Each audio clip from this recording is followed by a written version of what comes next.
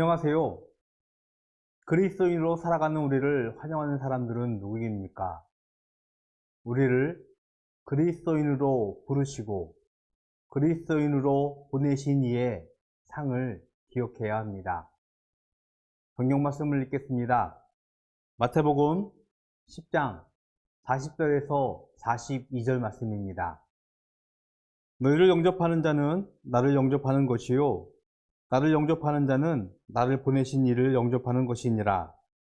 선지자의 이름으로 선지자를 영접하는 자는 선지자의 상을 받을 것이요 의인의 이름으로 의인을 영접하는 자는 의인의 상을 받을 것이요 또 누구든지 제자의 이름으로 이 작은 자 중에 하나에게 냉수 한 그릇이라도 주는 자는 내가 진실로 너희에게 이르노니 그 사람이 결단코 상을 잃지 아니하리라 하시니라.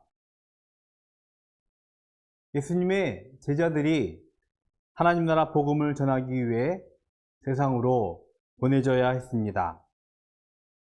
그러나 세상에서는 예수님의 복음으로 살아가는 것, 그것은 성공과 번역이 약속된 삶이 아니었습니다. 예수님은 자신이 검을 들어 오신 분이라고 소개하며 아무리 가족이라도 예수님을 사랑하지 않는 이와는 불화할 것이라고 말씀하셨습니다. 타인에게 인정받는다는 것을 대수롭지 않게 여길지는 몰라도 현대사회에서는 삶에 매우 중요한 요소로 여겨지고 있습니다.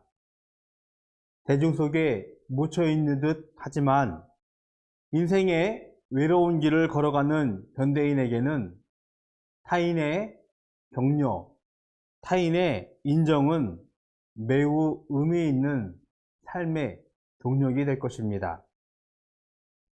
생명과 죽음의 상반된 삶의 여정에서 복음의 생명을 깨닫고 얻는다는 것은 모난들처럼 환영받지 못하는 그리스도인의 다름일 것입니다. 그러나 복음을 전하는 제자를 영접하는 것은 예수님을 영접하는 것이고 예수님을 보내신 하나님을 영접하는 일입니다.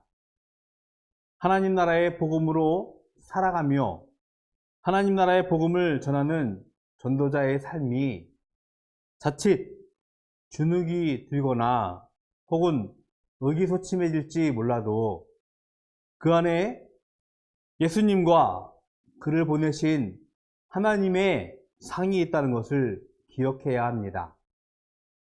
제자의 이름으로 작은 자 중에 하나에게 냉수 한 그릇이라도 주는 자에게 결코 상을 잃지 않을 것이라고 예수님은 약속하셨습니다. 권력과 부를 가진 이를 기억하며 대접하는 것은 어려운 선택이 아닙니다. 그러나 힘이 없고 가진 것이 없는 이를 대접하는 것은 쉽지 않은 선택일 것입니다.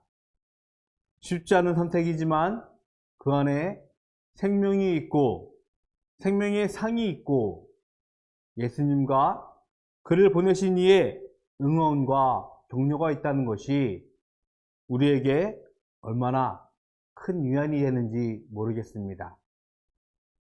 그리스도로 인하여 고난을 받고 박해를 받는 일, 아니 다름의 선택이라는 조롱과 비난이 될지라도 우리에게 주시는 예수님의 상을 기억할 수 있기를 축원합니다.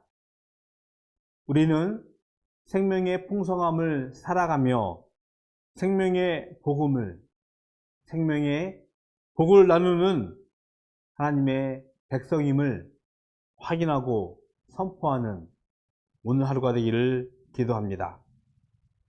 바르고 다른 삶 살아가기입니다. 그리스도인으로 살아가는 가장 큰 복은 무엇이라고 생각하십니까? 기도하겠습니다. 하나님, 감사합니다. 저희들을 그리스도인으로 부르셨습니다. 세상은 저희들을 환영하지 않을지라도 저희를 부르시고 보내신 이의 상을 기억하며 이 땅 위에서 기꺼이 다름을 선택할 수 있는 저희들 되게 하여 주시옵시고, 그 안에 있는 생명의 풍성함을, 생명의 복을 누리는 하나님의 백성 삶 살게 하여 주시옵소서. 예수 그리스도의 이름으로 기도드렸습니다. 아멘.